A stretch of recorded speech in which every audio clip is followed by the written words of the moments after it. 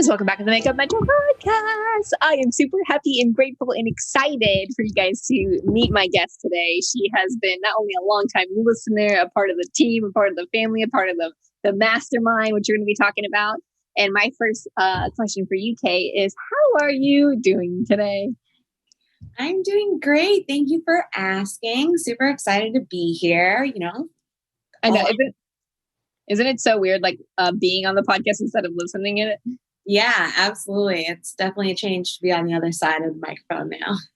Wait, what's the first episode that you listened to? Like, did you start from day one or did you? I started on day one. I found you on Anchor, like on Spotify, which I know they distribute, but I found you on Anchor. Oh my gosh, that is so weird. I had no idea. This is like so funny. I'm going to be picking your brain about all these little questions since we never actually got to talk about them. Okay, so let's do a little rapid fire though before we get into it. Actually, the first question I want to do for rapid fire is, where are you currently located? What area? I am in Miami, Florida now. I'm based out of Miami. What? Okay, wait, because last time I talked to you, you were not in Miami, right? Oh, well, South Florida. No one knows where I really live. Coconut Creek is like a teeny small town in South Florida, but I say I'm local to Miami. Okay, because there's going to be someone on here who's in like teeny whatever where you just said, and they're going to be like, I know what she's talking about. That's like me with Grinnell, Nebraska. People are going to be like, oh, I don't know where that's at. And there's that one person who always knows. Okay, so my second question for you is, how old were you when you first started doing makeup? Oh, man. I was probably super young, like 6 or 7, because I've always been in the performance world. So I was a cheerleader my whole life growing up. I was a dancer my whole life growing up, and both competitively. So for competitions and stuff, you always have your makeup done. You always have your hair done. So I've been into makeup since I was a little kid. Oh my gosh. Okay, kind of leads to the next question. How did you learn? So obviously you started way back when, but how did you learn?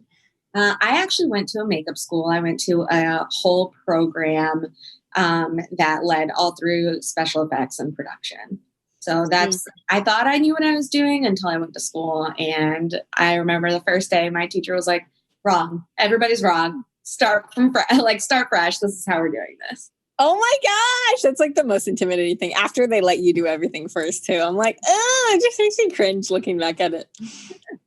Oh, yeah. Wow. Okay, cool. Wait, where was that school? Was that in Florida? Yes, that was in Fort Lauderdale, Florida. It's called Cosmic School of Makeup Artistry, and it was a really awesome program. I was there for 2 years. Oh, wow. So the school was that long, or was it? So I took 2 years to do it. I think it's a full year to finish their program. Unfortunately, I lost my dad right in the middle of the program, so I took some time off before I went back to finish. I'm sorry, love. We're going to come back to that, and I wanted to share more of your deep story, but question for now is, what is your favorite foundation, especially for the niche that you're in? Okay, so for professional use, not personal. Yeah. Professional, I'd have to say either Krylon or Cinema Secrets are my two favorite foundations. They have a great range of color. It's a skin-like finish. So it's not dewy, it's not matte, but you can kind of play with the finishes. You can add whatever you need to it. And that's definitely the two I reach for the most on my kit. Are they like a palette, right? Yes, both of them are. Yeah, I know the Cinema Secret one. I haven't seen the other one, but I like the palettes one for like film and set stuff too, because I don't know, it really intimidates me and scares me when you do makeup on people who are under all kinds of different lighting. Yeah, absolutely. Lighting's so important to learn for set work because you do see everything. Okay, last rapid fire question. Who is a makeup artist that you look up to? Oh, wow. I'd have to say Marietta Carter Narcisse. She is a mentor of mine, actually. She was one of my instructors and definitely someone I want to be like when I grow up. Or Erin Kruger McCash. She's just so freaking cool. I'm sure you've seen American Horror Story or Ratched or any of the other millions of films she's been nominated for Emmys and Oscars for, but she's such a badass. Oh, cool. Spotty, you got it, girl. Okay, cool. So I want to get into your story because I know that there's so many things that we're celebrating, and I've been raving about you to everybody and just bragging for you because that's the type of person that I am, and I get so excited for you. Okay, so let's back up a little bit though. You said that you went to the makeup school, and then you liked makeup when you're young. But first things first, I know you're a hustler. So where did you start, and was makeup the plan? Makeup was not the plan. I knew in some capacity I wanted to work in the entertainment world. I just didn't know what. I was like, well, I'm not great with a camera and I'm not great on camera. So what else can I do? The plan was definitely to go to college. That's what my parents wanted. And maybe about a year and a half into college, I was like, this is not it for me. I really cannot sit in this class anymore. And I looked into makeup schools. I toured schools all over the country from New York to LA. I literally coast to coast. I went to all these schools and I found Cosmics, and I was on the what if train. Like, maybe I can do this. Maybe I can really make this a career.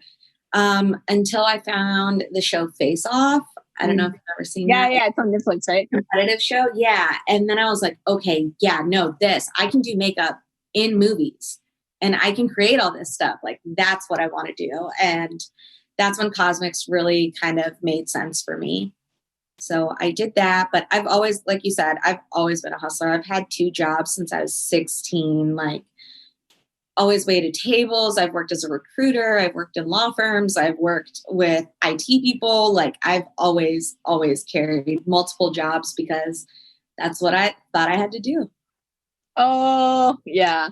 So when you say you thought it was how you would do, or what you had to do, did your parents do the same? Yes. So my dad definitely carried 2 jobs pretty much my whole life.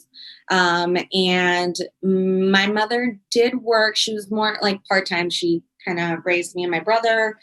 And she's done odd jobs in between, but my dad was definitely the breadwinner at home. And I definitely saw how hard he worked, and it paid off. I mean, he got everything he ever wanted.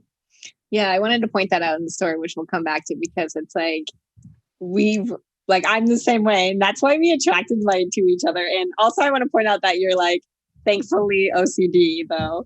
I'm not. I'm trying to actually diagnose myself with it and trying to trick my brain that but I wanted to point that out in the story because that's where we learn these beliefs from, guys. Is from what is not only said, that the beliefs and the things that our parents say or people who raise us say, but it's also the actions. And so I want to point this out in the beginning because we're going to get down to the cycles that were broken in your story and why everything started to manifest. So, okay, so let's fast forward. I know you started your business, obviously, as a makeup artist after you graduated school, right? Yes. So I graduated. I didn't really know. Everybody says like makeup artists start in retail. So I did start in retail. I did some bridal. I did some fashion. I kind of did a little bit of everything before I was like, okay, now I have enough experience. It's time to get into film. But I still work retail till this day because, I can't have just one job. But yeah, I freelance for Charlotte Tilbury. Oh, see? Oh, I love their products. This is so funny. Okay, so let's see. You started your business, but what was that process like for you? What was it like going from, let's see, you went to retail to starting your business to going to film, or how did that work? So, I was lucky enough to have gone to a school that did have like a production program that was how to do makeup for production and how to kind of get in. I read a lot of books. And I was always very vocal about what I wanted to do. Like, anybody who met me I was like, hi, my name is Kay and I'm a makeup artist and I want to work in film. And someday I want to win an award. To everybody, literally everybody I ever met knows that about me. I think my first, like building my business started because in school they kind of give you the steps of like, go form an LLC, go reach out to this many people a day. And eventually I had an instructor who took a chance on me and took me on my first film set, said I was wonderful. And I moved to Colorado shortly after. And I found makeup artists that were doing what I wanted to do. And I was like, hi, this is my resume. This is my experience. Here's my education. I will wash your brushes and run you coffee every day. Like, I just want to be part of it. And she took a shot on me and I assisted her for a year and a half. And in that first year, I think we did 7 movies. Like, it was crazy. Yeah. Oh, okay. Let's talk about assisting a little bit because, like, for our makeup artists that are listening right now, and maybe not, like, let's say they're just getting in the industry in general, like either film or bridal or celebrity. So when you were assisting, was it paid or was it like internship or how did that work? So it was a combination of both. There were some jobs where I was paid. There were some jobs where I was paid very little. And there were jobs where I was getting a regular paycheck. I will say this is also why I had a second, I've always had a second job. I would wait tables in between so that I knew I could make quick money when I was not on a film set. So it was a combination of all of them. I think the first couple of jobs I did with her, like the first movie I did with her, I was making like $100 a day. It wasn't anything crazy, but I was getting paid and I was happy to be there. Mm-hmm. See? Yeah. And I mean, that just helps build a belief in other people because one, when I think of assisting, I automatically think that it's free. That's always been my mentality until you told me about that. And I'm like, oh, I guess I've never asked to be paid as an assistant. And then also I guess I've just never really seen anybody do it. So I wanted to point that out in your story because there's a lot of people on here who are like, how do I even do that? How do I even like ask someone, what do I say? What don't I say? Not that there's like a super to a T, like set formula for anything that you guys need to do. Like everything, a lot of times we overthink it, but I did want to point that out. So if someone's, again, is wanting to assist, let's say, I don't know, like how you said when you moved to a new place. Mm-hmm. How did you go about that? The first thing I would do is, this was a book that was given to me. It's called Assisting Rules by Deshaun Hatcher. I would absolutely get that book, doesn't matter what industry you're in. And I still assist till this day. I still assist artists and sometimes I assist my assistants. So there's like, I feel like you're never too experienced to stop assisting because you can always learn from someone, whether that's a technique or the way they do things or the way they talk to people or the way they present themselves. There's always something to pick up on. And sometimes maybe that's what not to do. But yeah, I just reached out. I think networking is huge in our industry. And I literally tell everyone, network with other makeup artists, network with other makeup artists. There's this like competition mindset, but 90% of my work comes from other makeup artists. It is community. So just literally putting yourself out there, networking on social media, it's easier than it's ever been. And contacting the people who inspire you and saying, hey, I want to do what you do. How do I get there? Even if that means like I did, just washing your brushes and running you coffee. And I think that'll kind of determine your experience and what you're doing as an assistant will determine whether it's paid or unpaid. But there's nothing wrong with asking. If someone says no, it's not the end of the world, then you determine if that's right for you or not. Mm-hmm. Oh, I love it. What are some of the things that you learned while assisting? I learned a lot. I definitely learned a lot about the business aspect of things. One thing they don't teach in school that I learned on the job was how to keep continuity, because on film sets, a lot of time we don't shoot in order. So we might be shooting, 45 minutes into the film on the very first day. And then you have to match everything up to look like that. So if someone got hit in the face and they have a bruise And in the film, it's day 27. Well, now everything has to match that before and after.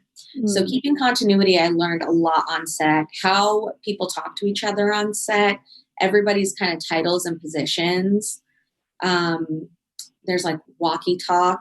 There's specific ways to say things that I learned on set as well. I learned a lot about lighting, assisting, a lot about lighting, and just the relationship between the makeup artist or the makeup department and the assistant director and the director and the actors. You know, a lot of times we think like, oh, that's so glamorous, or that's so cool, you get to work with this actor and that actor. But there is a right way and a wrong way to set up that relationship on set. And I think that was a really important lesson for me. Ooh! Okay, let's dive into some of the crazy fun stuff. I know that you've been in some Tyler Perry. It's possible that I have some Tyler Perry stuff coming up that's under an NDA, so I can't say. Oh, okay, sorry. That's okay. I have been doing this for 5 years now. I've done a lot of Hallmark. And I know a lot of makeup artists get started in Hallmark. That's really cool. I've done a lot of independent film, which, believe it or not, sometimes treat me better than some SAG or union films. I've done,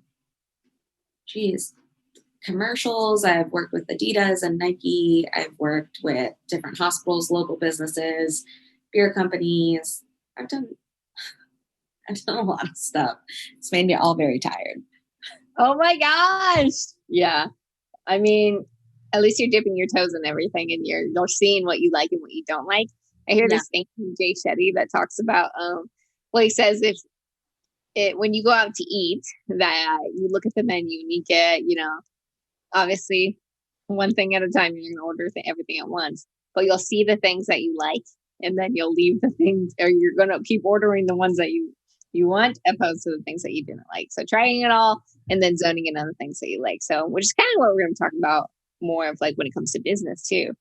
And I think that's really important because, money flows the most when you're in alignment, what feels good and what's fun and what's keeping you energized. Yeah. So, we talked about it in the intro, but you were in the first round or third round. Was it third round? I think it was third round of the Makeup Mentor Mastermind. So I'm kind of curious, like, where were you before the program, and what are some like huge takeaways that you not only learned but applied? Because there's obviously a lot of information, but it's like kind of seeing what things resonated at the time. I've learned so much. When I started the Makeup Mastermind, I was working a spa job, like a front desk job, and I was virtually assisting, and I was selling t-shirts on Etsy, and again, 3 jobs. I wasn't doing anything that was really in like my zone of genius, which would be like makeup. But joining the mastermind, really, one thing, being around the community and being in that space always puts things in like motion for me. I've noticed that anytime I'm doing a class or a course, whether that be like a 1-day thing or like your program, which was, I think, 6 weeks. Mm-hmm. Anytime I'm doing something like that, it just seems to attract makeup work, and it just kind of comes out of the blue. So I learned very quickly that consistency is going to be key, and whatever I'm doing is what more of will come. Like, I was selling t-shirts. I didn't want to sell t-shirts, but because I was always doing them, I was getting more t-shirt sales. So when I started doing more makeup, I was seeing that. And that's something you talk about, like what you persist exists, is I think what you said. Or what you persist, what you resist persist. Yes, what you resist persist. So that was something I picked up on.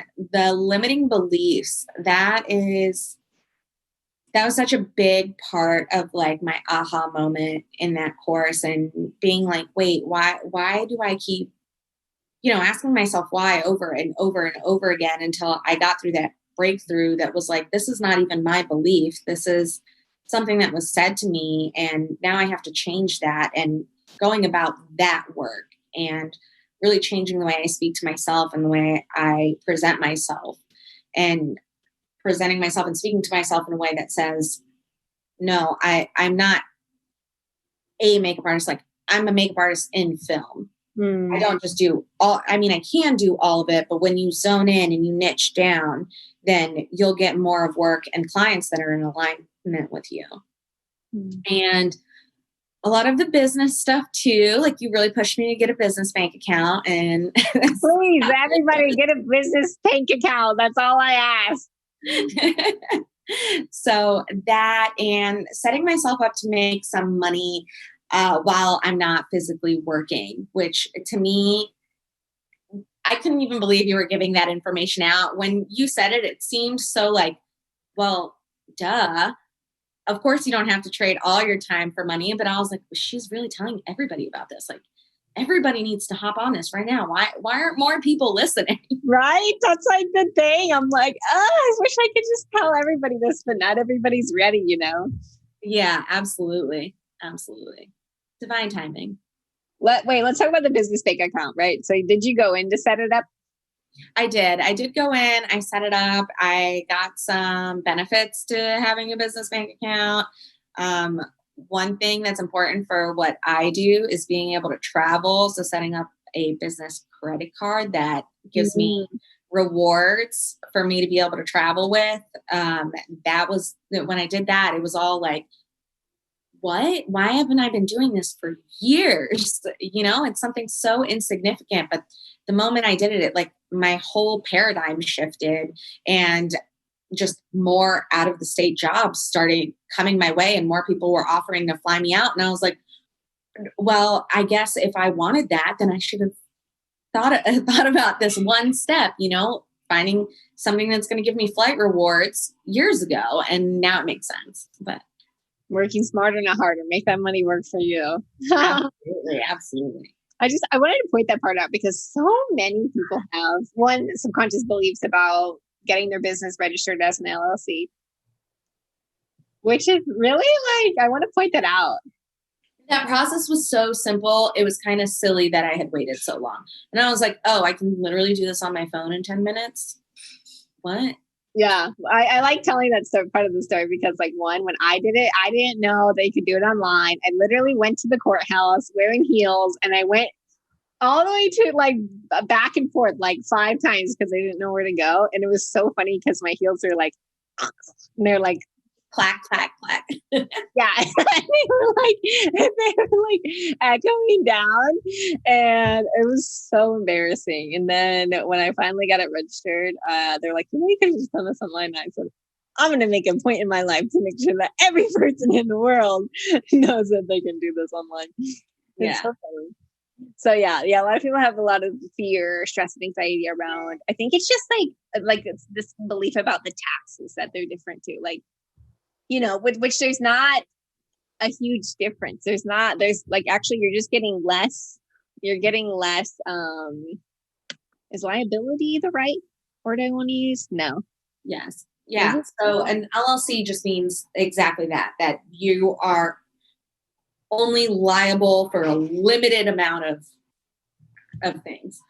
Yeah. So if you guys are listening to this right now, the difference between a sole prop and a sole prop is you, let's say you just went out one day and you started doing makeup. So that is a sole prop, right? You're operating, you're not necessarily registered with the state, depending on where you're at, you don't necessarily have to do that. And then an LLC is when you are registered with the state. And the reason why we preach about this is because then you can get your business bank account, which, yes, it has the perks and everything that we just talked about. But I'm telling you, when you have a whole identity shift, when you open up a business bank account, I'm like, what are we waiting for? Everybody go do it. It's so huge. I can't even explain how badass of a bitch you feel. Yeah, absolutely. I did. I was like, oh, I am legit now. It's just so funny because like everybody asks you these questions like, are you going to make any deposits over 250,000? Like, maybe next year. And it's just like little things like that. And now see what happens. You know what I mean? Like it's just truly an identity shift. And I always tell people, set your business up in a way as if it were to blow up overnight, that you would be okay, that you would be set in stone, right? Because a lot of people want more money, they want more jobs, and they want all these things, but they're not like set up. And it's like, that's why you're not being trusted with a large amount of money. Okay. So absolutely. And I thought there was a lot more into like opening an LLC and a business bank account than there really was. I was like, I don't have all the paperwork. I don't have this. Maybe I need to be licensed. Maybe I need this. I didn't need any of that. They didn't ask me any questions. They were just literally like, can I have an ID and your tax ID number? I was like, oh, okay. All right, let's talk about affiliate marketing because I know you're so giddy about what affiliates do you have and which ones do you try and or use the most, I guess?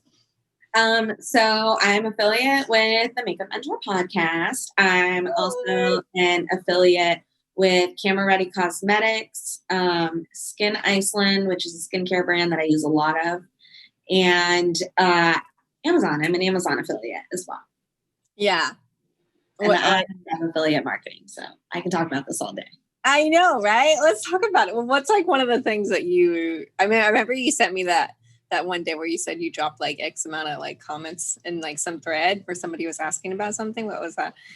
So I learned about affiliate marketing through the Makeup Mentor Mastermind program, actually. And that was the one where I was like, why isn't everybody listening to this? Like, why isn't everybody doing this? But I'm a part of a lot of professional makeup artist communities, which newer artists join and they ask questions. And you have more seasoned artists answer them, which is amazing because we've been able to network. Like, I didn't grow up on computers. I'm aging myself a little bit, but computers came a little later on in my lifetime. And it wasn't possible like that, or you had to like pull out a phone book and find someone's phone number and they had to be home to answer that phone if you had a question. Oh my gosh. So, with affiliate marketing in one of these groups, someone asked a question and I was talking about a product that you can literally put in your airbrush gun and create an airbrush foundation with any silicone-based foundation. It doesn't have to be specific for airbrush. You can literally take a drugstore foundation, mix it with this product, and create an airbrush liquid. And the comment blew up literally overnight. Like within actually a couple of hours, I was seeing everybody like, what is this product? What is this product? So I dropped an affiliate link, just to, we'll see. Well, here's the product. I'm recommending it. It's a product I use.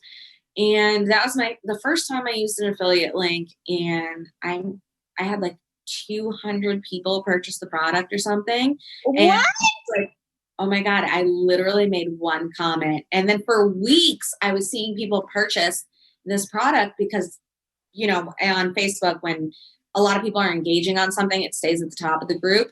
And it just kept, still till this day, I get a ping on my phone. Someone bought 244. I'm like, oh, cool.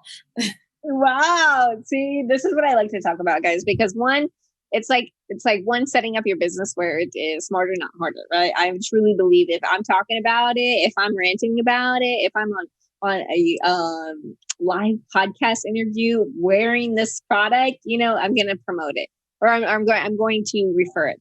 And so this is something that I had to learn the hard way. And this is why I preach everybody in the program to not only obviously set up your business in the way, but also to remember the things that you're partnering with because you're already in alignment with it. And a lot of times, I used to be part of a network marketing, which I truly love it. I have a whole podcast episode that's talking about it. But the only thing that was out of alignment with me is that I didn't get to choose the products that I was talking about. And so then I learned about affiliate marketing. I'm like, holy crap. I made another podcast episode about that, which I will also drop. It's called The $1 Billion Business Structure.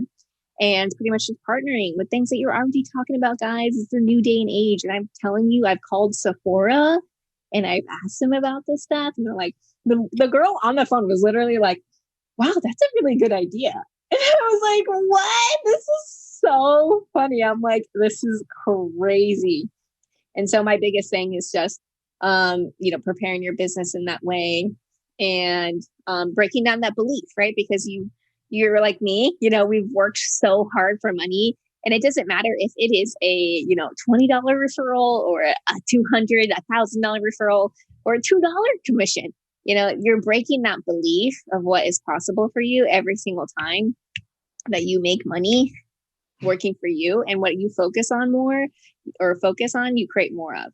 And so what I would do is be like, oh my God, I get so giddy about these little sales because it's not about the money, it's about the type of money. And I'm like, oh my gosh, this is so fun. And so it's just amplified, in different opportunities. And now I get affiliates that are over, my last affiliate was $2,000. That's amazing. That's incredible. That's incredible. So we start there, guys. We start there. It's so fun for me. This is like a little game, just helping people with those stuff. Okay. And it just makes so much sense for makeup artists, like we're consistently using products that we obviously love. You're not going to use a product on a client that you don't like. And then your clients are going to ask anyways, like, oh, I love this lip color. Drop an affiliate link. Text them an affiliate link. Yeah. And you guys notice this. Pay attention to this the next time that you do somebody's makeup. And notice how many times they ask what you're using and and where you got it from. Just be conscious of that, because I'm telling you, your little light bulbs are gonna click on. Okay, so my next question for you is: so we talked about affiliate marketing, we talked about getting the business registered. I want to talk more about the woo side. I'm all about the masculine energy, but let's talk about the feminine energy.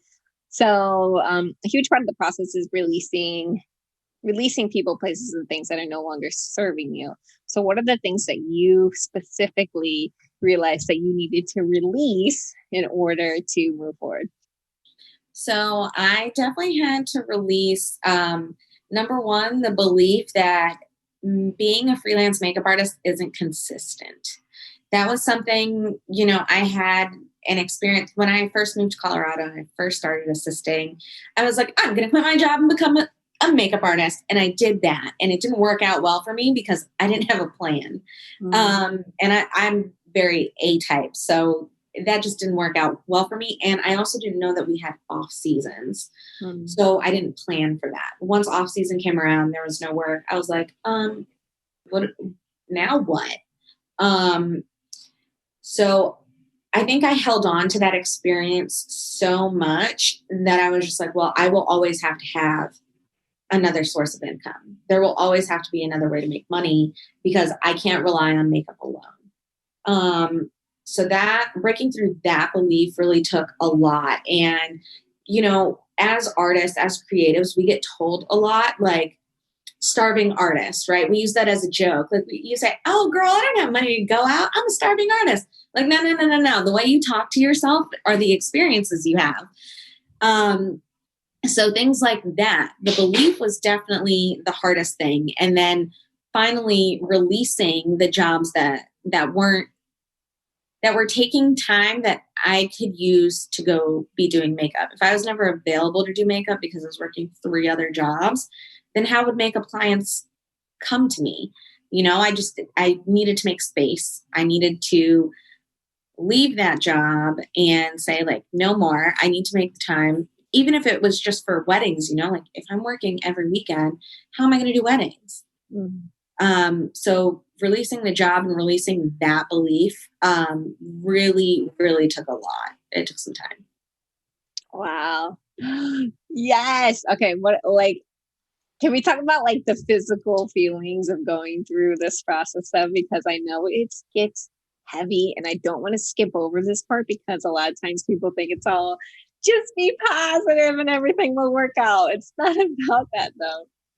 No, it's definitely about how you talk to yourself for sure. But also it is knowing that every time I went to go work at the spa, I was exhausted. Like it didn't matter if I had 8 hours of sleep. The moment I walked in there, I was just drained and I didn't feel like myself. I wasn't in my happy place. There could be music on, but I wasn't like bopping along to the music. I could just feel that the energy was off for me. And when I was doing makeup or even when I was just home, I would be in such a better mood. But the moment I knew I had to go into work, I'd be like, I don't want to go to work today. And that's an awful feeling. So eventually I was just like, you know what? I don't want to go back to that place. Like, I don't want to be in a place that doesn't make me feel good about myself. And it wasn't, my clients were great. My manager was great. It wasn't anything like that. It was just, I was not in alignment. That was just not for me at all. Yay. Your body will give you guys the answer. I always tell people all this all the time is that we're always asking for validation from other people. Or even when people work with me one-on-one, they're like, what should I do? And I'm like, I don't know. What should you do? Right? Because nobody can actually give you the answer.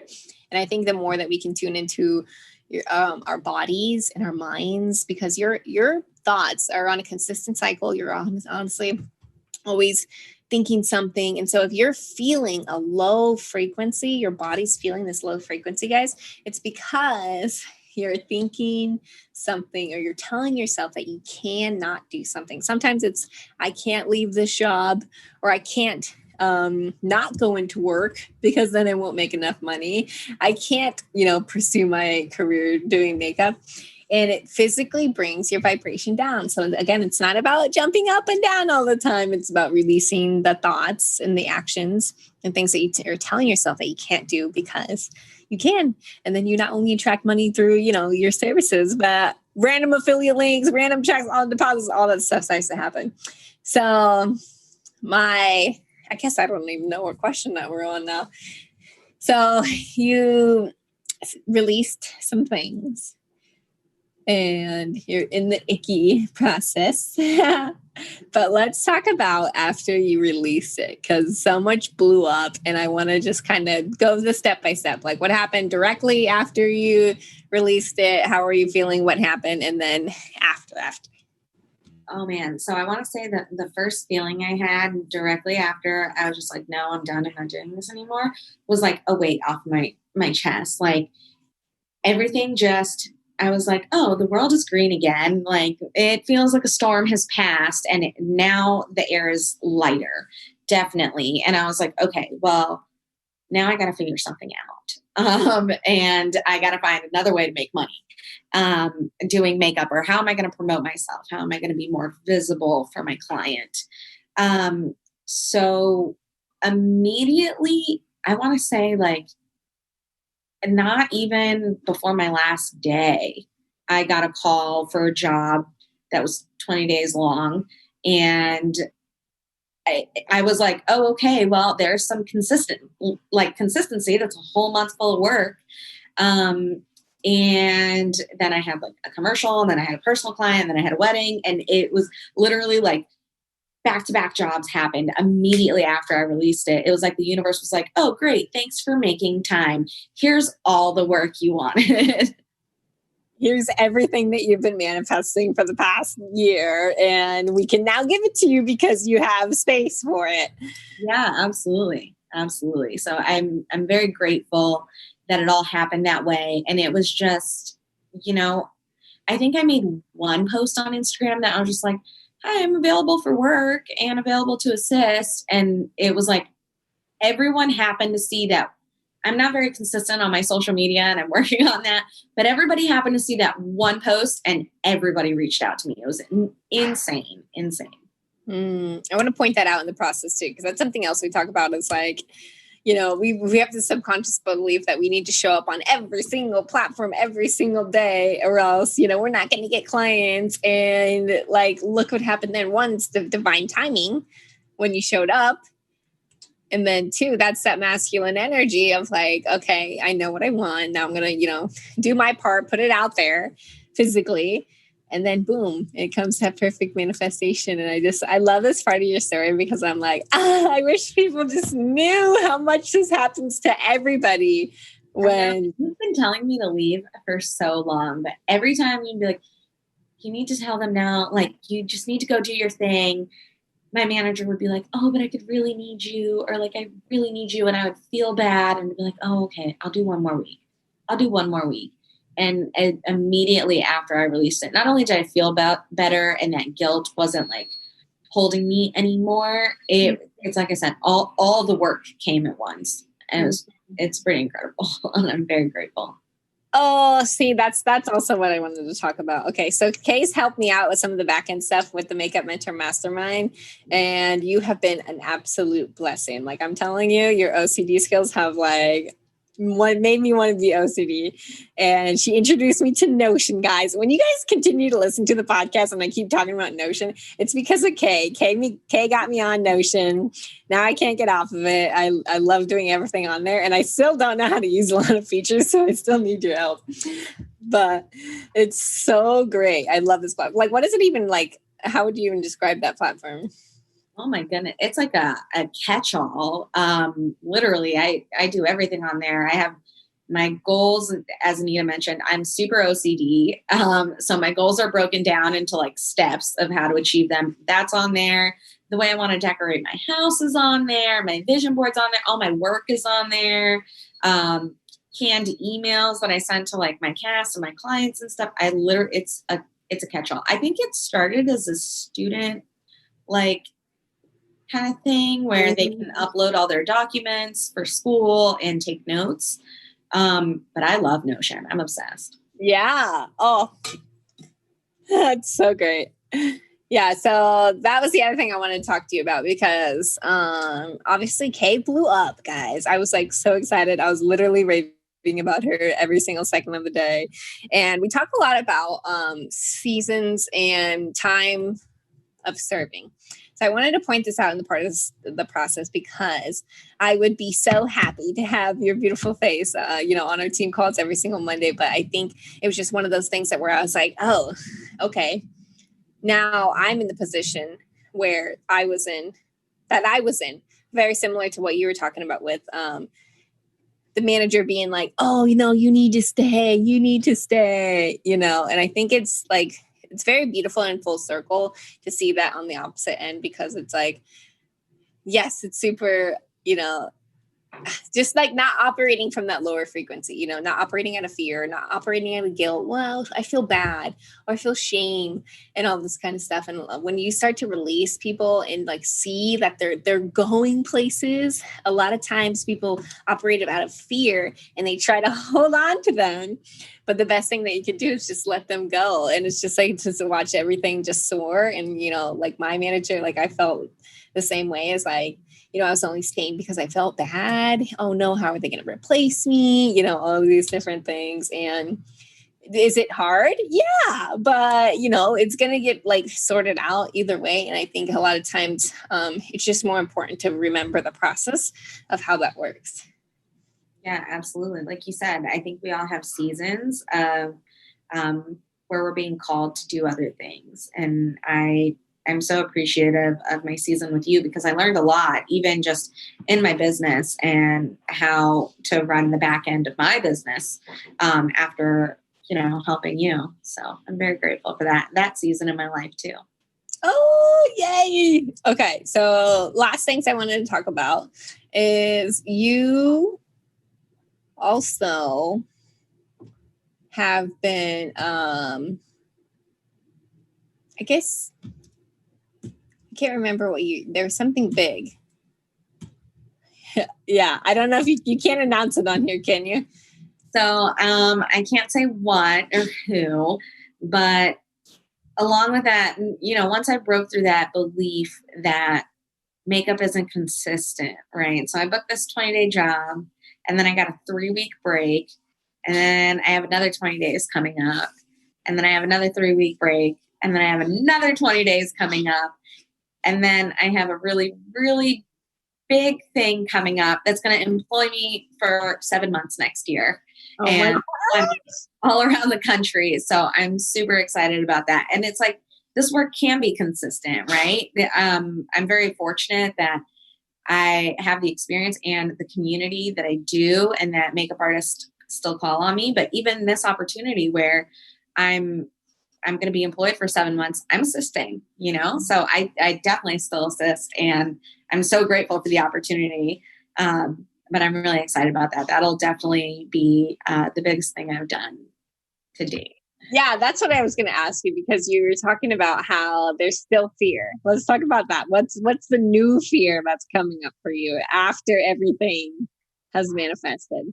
Oh my goodness. So I was, I can't get consistent work. I can't get consistent work. Now I'm getting consistent work and I'm going to be traveling just like I wanted to, and just like in my vision board and what I write down when I'm like manifesting and setting my goals. And now I'm like, oh, okay. Like now I have what I want. Now I got to figure out like my home life. Like what about my partner, and we live together. So I have to have this conversation with him now. And I have a dog and I moved to Florida to be closer to my mother. And now I have to have this conversation with her. So there are a lot of other fears that have nothing to do with oh my God, I'm not consistent and I'm not going to make enough money, or I'm going to be a starving artist. Well, now that I'm consistent, now I need to have a different conversation, because not a lot of people get it if you don't work in film. But these 20 days, it's 6 days off, 1 day on, or I'm 6 days on, 1 day off, and they're 12-hour days plus an hour drive each way. So you're going into 16 hours. You don't really see your partner. You don't really see your family. And I know that's hard on a lot of people, and not everybody might be there. But if this is what you want, you have to have that conversation with people in your life. Yeah. And it's just like beautiful pointing out like that there's still fears, guys. They don't just go away just because you hit your goals. Like, that's why I always try to tell people like the process is always going to be the same process over and over and over again. New shifts, new releasing, new goals, and it's always going to be about coming back to that same place: clarity, releasing, and massive action. So last but not least, there is something that you've been working on specifically for makeup artists who want to get into film. Tell us a little bit more about that. So this is something I'm still working on. I'm super excited. The number one question I get from people when I tell them that I work in film and television is, well, how do I do that? And I speak to makeup artists who work in salons, and makeup artists who work brides, and people who do print advertising and magazines, and they do all these amazing things, but there's not a whole lot of information on how to get into film specifically. And then getting into the union is a whole nother puzzle left to solve. So I'm creating kind of a guide for makeup artists. I think it'll be maybe about like a week long on how to set yourself up to get into the film industry. Oh, I love it. Step-by-step process. That's like literally the biggest blessing that you can give someone, is just give them the step-by-step process. And then it's also, you get to see the people who are like, obviously we get questions like that all the time. Well, how do I do this? And how do I get that? And it's like, one, if you're saying it a lot, I always tell people to start a podcast, because that's why I started mine, is because everybody was like asking me the same questions over and over again. And then also just putting it all in one place. Like I so much stand behind every single person having some sort of material that they can teach and tell other people about, because we're all an expert in something that somebody else isn't. And that was the purpose of the mastermind, is to be like, okay, you're an expert in Tim, television and commercial and film, but this person is an expert in bridal, and this person is an expert in this. And so it's really important for you guys to connect with each other and ask each other those questions, because you're not supposed to know it all. You're not. And that's like the biggest thing I want to like tell people. Yeah. And there's this beautiful saying, when you teach something, you learn it twice. Mm-hmm. So, you also see the way people do take the information that you gave them and run with it in their way. And then, like I said, I'm the type of person who's never going to stop learning. I love to learn from other people. So I'm really excited about this, and I'm excited to get more makeup artists in the film industry, because there is so much work right now. It's insane how much work there is. Yeah, because everything's been backed up forever. Yeah, absolutely. And they're pushing content. Like Netflix and Hulu have opened the floodgates, and they are filming everywhere. Oh, okay. Cool. This is so fun to hear about. Okay, cool. So where can everybody find you, your social media? So you can find me on Instagram at KD Artistry, or on Facebook. I'm just Kay Da Silva on Facebook. Those are platforms I'm most active on. Okay, last but not least. I keep saying that, but I've asked like 1 million last questions. Okay, this is the real last question. And this is, again, something that I ask on every single episode, but I've actually been slacking on, so I'll come back to it. And the question is, if you had an extra $1 million in your bank account, it's 6:28 p.m., you're still in Miami, you still have, a couple more weeks until your film. What would you do right now? Oh, this is great because I'm working on this. The first thing I would do is buy a house. Woo! The very first thing I would do. And then I would invest more money into getting this course up and running for her. Yay! See, and we don't need $1 million to do that, so it's already manifesting, guys. The money doesn't change anything. Woo! I'm excited. Oh, I love it, girl. You are so worthy of everything that has manifested for you, and thank you for setting the example. Thank you. Thank you so much for having me. I'm so excited to be here. Thank you for the opportunity. It's been amazing. I'm so glad to have you in my circle. Oh, alrighty, guys. We'll see you on the next episode. Bye.